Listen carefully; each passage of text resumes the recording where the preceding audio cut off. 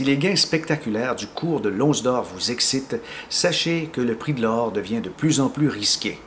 Est-ce un sommet? On parle de 1900 $ le prix de l'once d'or en dollars constants en tenant compte de l'inflation. Sachez que le 21 janvier 1980, le prix de l'once d'or a atteint 2477 pour ensuite replier de 80 %.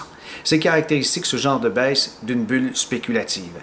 Est-on devant une autre bulle? Sachez que lorsqu'on est dirigé vers presque un seul secteur, on est bel et bien en face d'une bulle spéculative.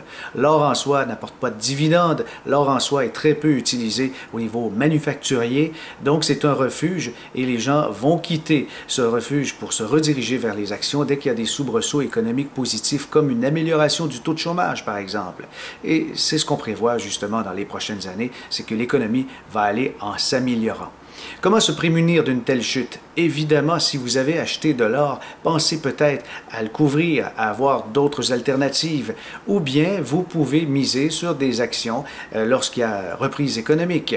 Et enfin, pour les plus aguerris, ceux qui ont des nerfs d'acier, vous voudrez peut-être vous procurer des parts de la Deutsche Bank Double Short ETF. C'est un fonds négocié en bourse commercialisé par une des plus grandes banques d'Allemagne et ce fonds négocié en bourse va multiplier par 2 les gains issus des pertes du cours de l'once d'or.